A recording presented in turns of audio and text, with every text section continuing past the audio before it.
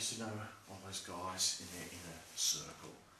You know, your big favourite superheroes, your Spiderman, your Batman, Wolverine. I wasn't in their inner circle. I don't get drawn in the comics. I don't get in the films. You don't see anyone playing me. But I knew those guys for years, and I partied with them. Let's take the Flash for example. He's the only guy who I knew who could fart and make the whole world smell it. One day I was at a party.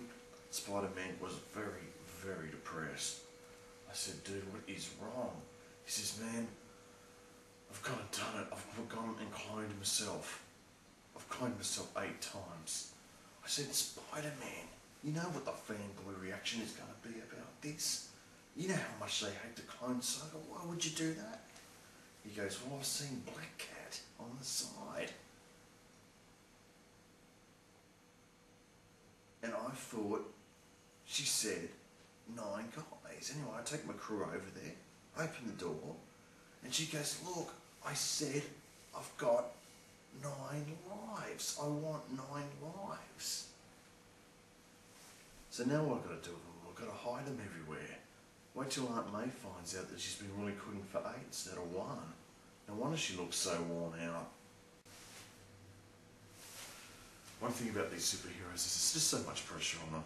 You know, not just from government, not from insurance companies, not just from supervillains, but you know, just the people in their inner circle.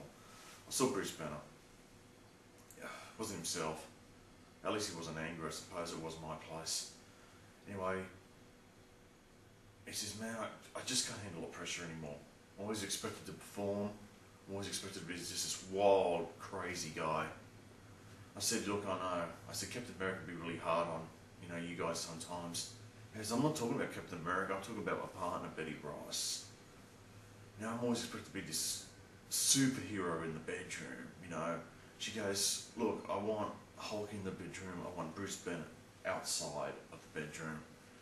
You know, and we go in there and she's just trying to make me angry all the time, and just the old tricks aren't working anymore.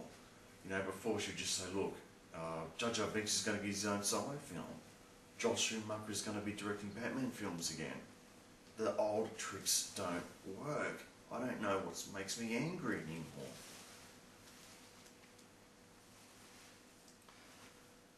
When I was there too, I saw Daredevil there, and he was, you know, being a little clumsy, knocking into a few things. I didn't think his senses were right. He had a couple of drinks. So I said to him, look man, have you ever used a guide dog at all? He goes, yeah, you know, I used to have guide dogs, but I'd always run away. I said, why is that? And he goes, well, I found out I'm a lawyer. Anyway, the party was going on rather smoothly. Anyway, Aquaman shows up. Haven't seen him for a while. Anyway, the problem with having a pool party with Aquaman is he feels obliged to bring some friends. Except with the friends of Aquaman is an octopus, a shark and a whale. And they all come into the pool. They left a mess. I said to Aquaman, look, next time you want to bring your buddies, look, drop them off at SeaWorld. The thing with Aquaman is too that, you know, when he has a few drinks, as they say, don't drink and go in the pool, don't have a swim. Aquaman broke that rule. So I'm going to get him back. I've got photos of him trying to make out with a creepy crawly. They will be released. You know, one thing about the superhero world is the supervillain. You know, like these guys are just so overrated. You know, like, you know, Spider-Man doesn't help himself. He gives these guys, you know, all these super tough names. The Lizard, the Tarantula, Dr. Octopus, Dr. Doom. Who are these guys? These guys are just skinny, white, science nerds. So they should get more appropriate names. King Dandruff, Pizza Stain, Four Eyes.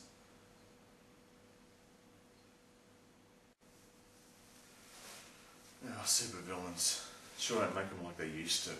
Like seriously, how hard is it to take down Iron Man? Like here's a guy, rich playboy, lives in New York City. You don't need expensive suits of armour to take this guy down. All you need is 2 gold diggers. You telling me you can't find two gold diggers in New York City to marry Tony Stark over the succession of his life and take down his fortune half each marriage? How hard is this, guys? Come on, set him up.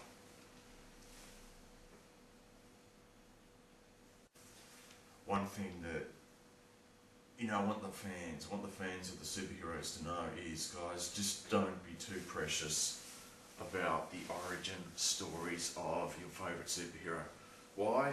Because the origin stories, let's put it this way, they are heavily censored.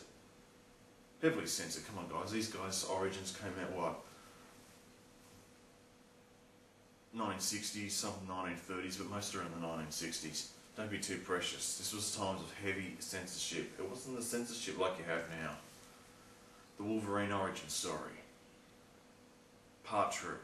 A lot of holes. A lot of false truths. This is the real truth of Wolverine's origin story. He wasn't in Weapon X. He wasn't in a Weapon X facility. Truth is, he went to a Weapon Triple X facility and he went there to get a penile implant. It went terribly wrong, but now it comes out of his hands, and that's why he goes berserker. I would be too if I paid $15,000 for that.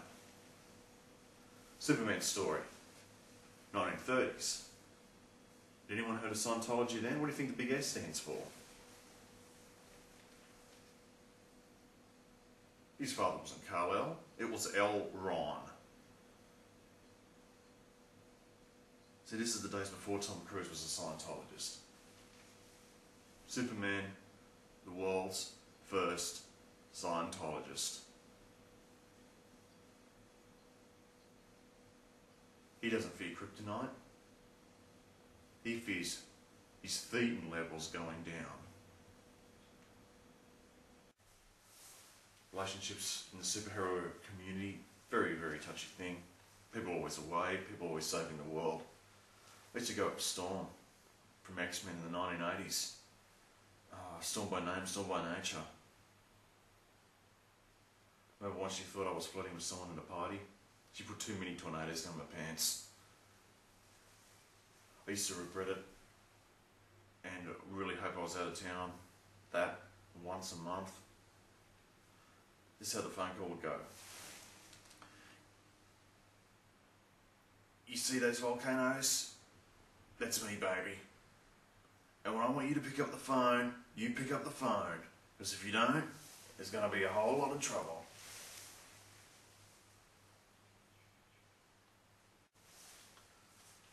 One thing about the superhero community, in this day and age, everybody gets drug tested. And the superhero is the ultimate athlete. Every athlete has to get drug tested. Why not superheroes? Surely there's a racket going on here. But you don't tell me that the Hulk has roid rage. He goes from a skinny white guy to a muscle-pound guy 5 times as big as Schwarzenegger. He's green, smashes places at random. What? This isn't roid rage. The Hulk has never been tested. It's the biggest racket going. Look at Superman. Big S on his chest. S for steroid. He's an active promoter of steroids. You don't think he'd be the ultimate steroid dealer? Flying from gym to gym? Offloading to every superhero around?